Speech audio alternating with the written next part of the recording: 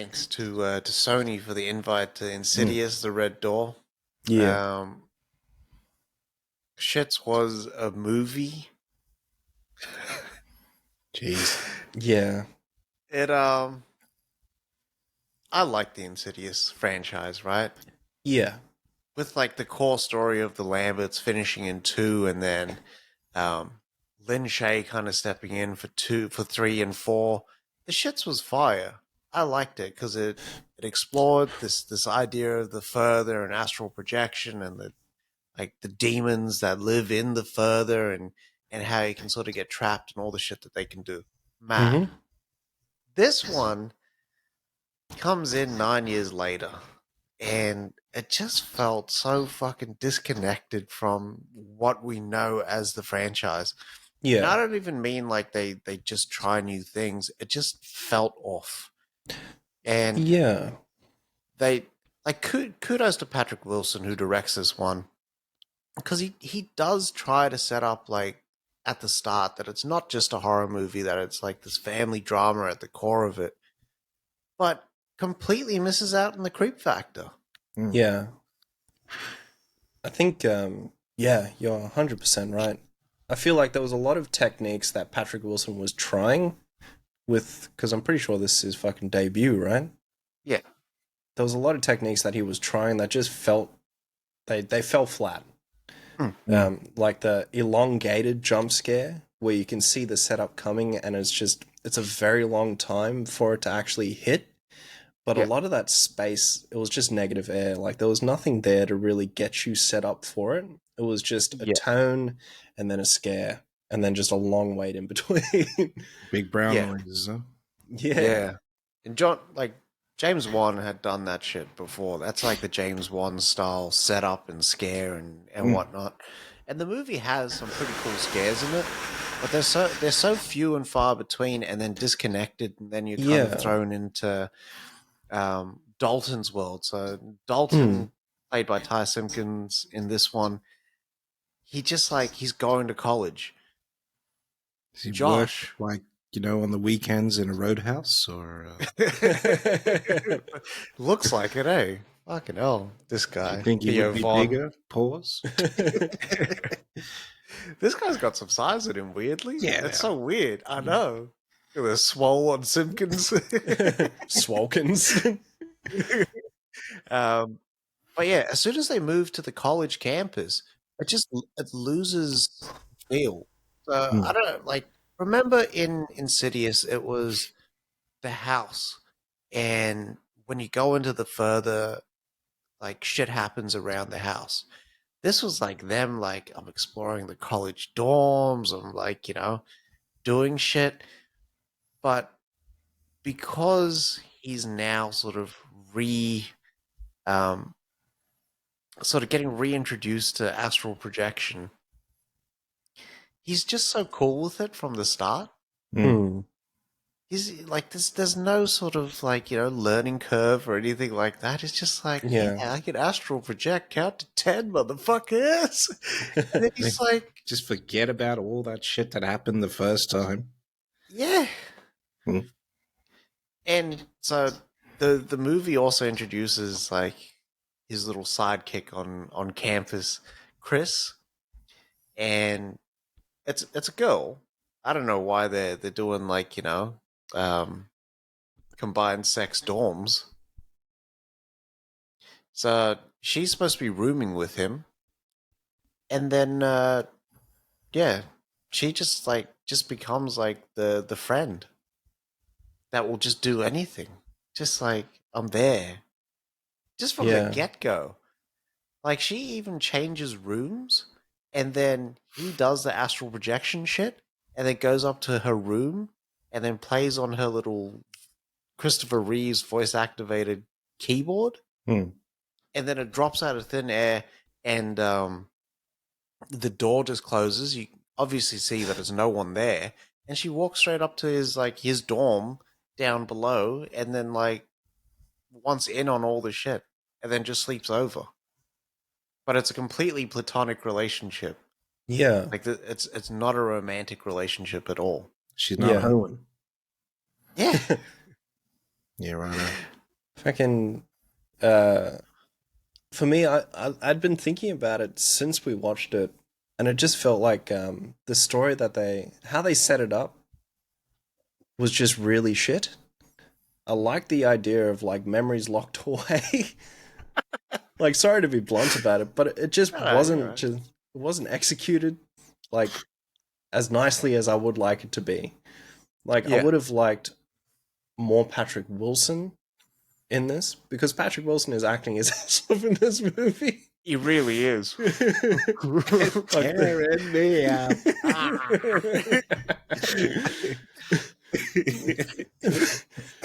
like I would have liked more of them maybe rediscovering the further together, Yeah. and it would have been cool because like they really established that there is discourse between Dalton and Patrick Wilson in this movie at the Yeah. beginning. Yeah. And Patrick Dalton does talk about like I need to fix myself, things like that. But I would have liked to have maybe seen like what if it was a family counseling fucking session where they like sit together and then that's what brings them together in the further and that's how they rediscover. Yeah. Obviously there is a payoff in this movie for them not having these memories, Yeah. but yeah, I don't know. There should have been more Patrick Wilson and more discovery there, and not just like a hey, you can do this now. Let's look at a fucking YouTube video. Yeah. They Fucking hell. legit just went to like YouTube University. Yeah, they were just able to do it the next day. Yeah. Next scene, they're doing the shit. I feel I feel like yeah, you're right. That dynamic that they set up right at the start of the movie, where Josh and Dalton are sort of like, well, fuck you. Like I did my best. It's not like it's not just on me that me and your mom Your like best. divorced. You know what I mean? Yeah. And that I wasn't around as much. And Yeah. that would have been mad to sort of work through. Yeah. Like I would have been happy, right? If they had to drive cross country to that fucking college and like got stranded or something like that and then had to work it out without anyone else. Yeah. You know But that there is a video right now on how to astral project easily. Do it tonight. 545,000 fucking views. It was Jesus. released a year ago. This is where these O's fucked up. If this was part of their marketing, boom, boom, boom, boom. You Right. get these people in for a whole year, mind fuck them for a whole year. There's this little movie coming out that you might like. 545,000 people showing up to the fucking cinemas. Just these zombies that they fucking hypnotized for a year. Count to 10, bitches. I know. Everyone's soul's just leaving their body in the cinema. This movie was so shit they had to leave.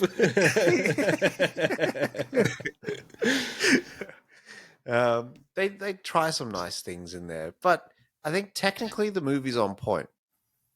But story wise, they just shit the bed. Yeah. Yeah. And I don't think they knew how to actually tell a new story with the Lamberts going on from part 2 where they kind of closed all this shit up. You know what I mean? There was no place to fucking go. And Yeah. then what? Now we open Pandora's box again? Like it just yeah, and then they don't know how to wrap it up.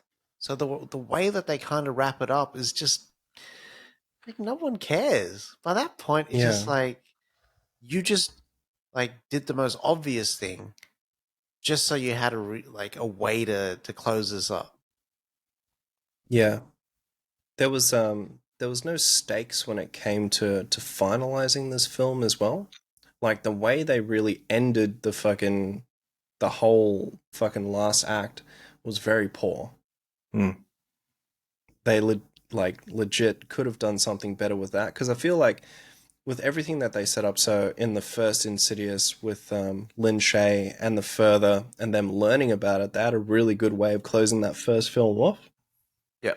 Especially with the second one as well, with bringing her back and like just having those moments as well.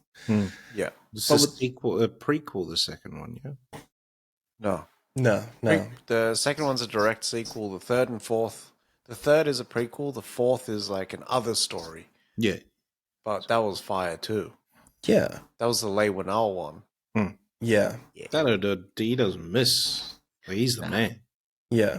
The best example I can give is, you know, the first Conjuring, how Patrick Wilson is talking about being a pastor or father or priest, and then he finally gets to put that in action with trying to exorcise Bathsheba at Yeah. that end piece. Like there was nothing like that to really like have skin in the game with the end of this movie. Yeah. It was very just Yeah. like I have an idea, and there wasn't even that Yeah. moment. They also don't confront a lot of the trauma that they experienced as a family, Yeah. even though it's a focal point of the movie. And I didn't understand why they wouldn't go in for the drama. Yeah. You know what I mean? Because then it would change it so that like there's a way to sort of reconnect. Yeah, because well, when you think about it, fucking trauma is a nightmare.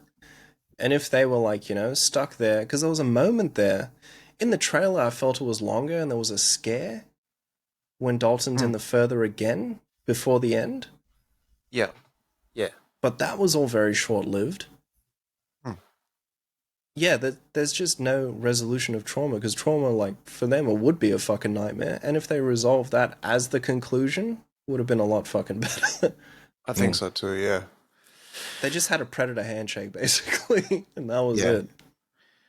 I feel like this sort of like these James Wan spin-off movies and legacy sequels and stuff, they just haven't been hitting because they're just cranking them out.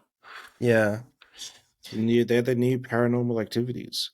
Yeah, and it seems like this is more in line with like The Nun or Conjuring 3, which it was more sort of popcorn horror as opposed to genuine dread and scares and setting up a story like a good foundation. Mm.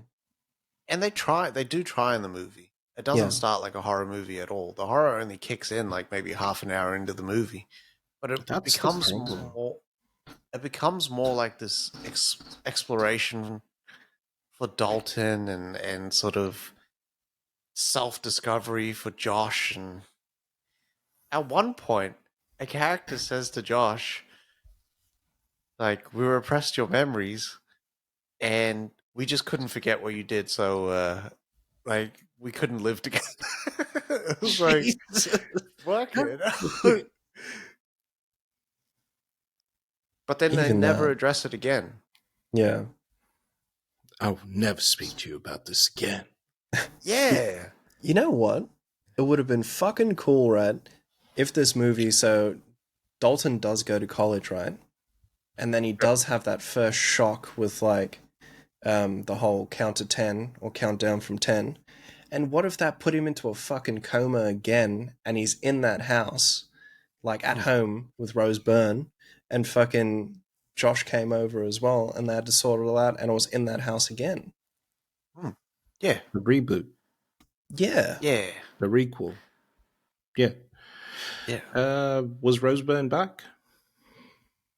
Very little Roseburn. Yeah. Like she was shooting it in between like physical and platonic.